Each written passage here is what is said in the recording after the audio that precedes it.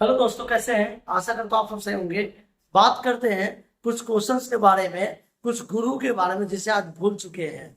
बहुत सारे साधु महात्मा या सिख कह दीजिए, पीर कह दीजिए, फकीर कह दीजिए, जिन्होंने सत्य के आधार पर ईश्वर की प्राप्ति की थी। आप जानते होंगे सत्य के आधार पर ईश्वर को प्राप्ति करना बहुत जो है सरल है और बहुत ज्यादा कठिन भी है।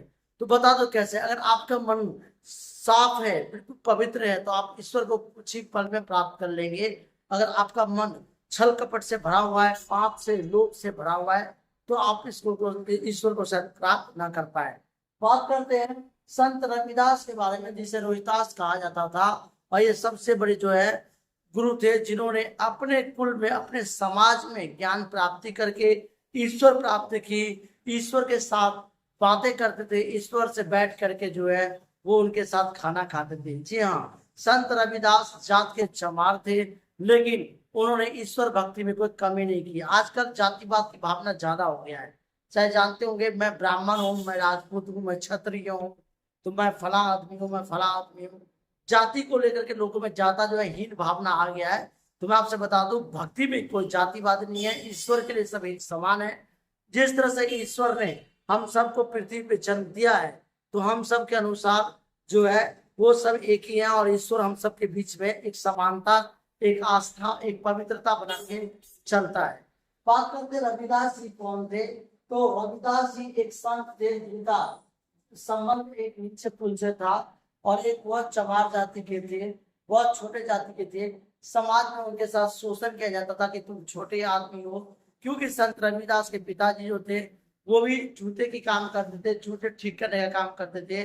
इसी तरह से रोहिदास भी आगे चल के रविदास, वो भी जो है जूते का काम करते थे। जब साधु महात्मा एक बार जा रहे थे कहीं तीर्थ यात्रा करने के लिए, तो संत रविदास ने बोला कि ये लोग मेरे फूल और कुछ जो सामान है मेरे गंगा मैया को डाल देना मेरी तरफ से। जब संत साधु महात्मा को गंगा मैया को समर्पित किया, तो गंगा मैया स्वयं प्रकट हुई अपने हाथ से ली। कहते हैं, कुछ काव्य धारा का मानना है। तो मैं बता दूं, संत रविदास एक नीचे कुल के थे, लेकिन भक्ति भाव में कोई कमी नहीं छोड़ी। रविदास का जन्म कब और हुआ था?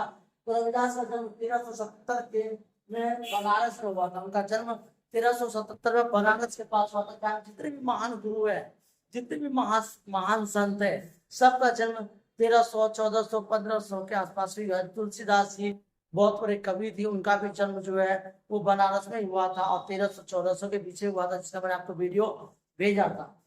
तो रविदास जी के माता पिता का नाम क्या था? रविदास के माता का नाम जो था वो तुलसी और देवी था, और संतोष उनके पिता थे, याद रखना है। और रविदास किसके भक्त थे? रविदास किसी भी भगवान के भक्त नहीं थे। वे राम को भी मानते थे, कृष्ण को भी मानते थे, करीम को भी मानते थे, राघव को भी मानते थे, सभी को मानते थे। वह ईश्वर को हर एक रूप में देखना चाहते थे, इसलिए उनको ईश्वर ने हर रूप में दर्शन दिया और उनके भक्ति मार्ग को आगे बढ़ाया। आजकल कोई कहते हैं कि मुस्लिम ऐसा है, हिंदू ऐसा है। ऐसा कुछ नहीं है। हिंदू मुस्लिम सिख ईसाई आपस में भाई भाई, हम सब एक परिवार है, एक समाज के लोग हैं। हम सब में नेगेटिव पॉइंट नहीं रखना चाहिए। तो रविदास किसके शिष्य थे ये भी बता दो। रविदास रामानंद के शिष्य थे। संत रविदास के शिष्य कौन कौन थे?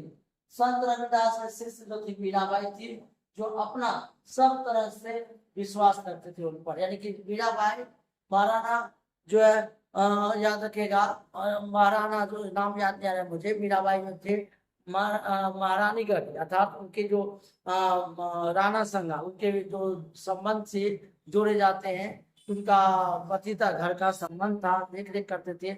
और महाराणा प्रताप सिंह, हाँ याद आ गया, सॉरी, महाराणा प्रताप सिंह उनके संबंध के अच्छे माने जाते हैं और विश्वास करते थे। और संत रविदास के पत्नी का नाम क्या था? संत रविदास की पत्नी का नाम लोनाथ सिंह और विजय दास उनके पुत्र थे। रविदास ने सिख धर्म की रचना की थी।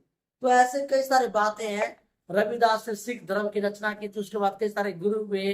हाँ, और ये सभी हम सब एक है, बात याद रखिएगा। धर्म और जाति को लेकर के हमें नहीं बांटना है। ईश्वर अगर प्राप्ति करना है, आपको सत्य की राह पे चलना है, तो सत्य को मार्ग अपनाइए, सही को अपनाइए। थैंक यू, जय जवान।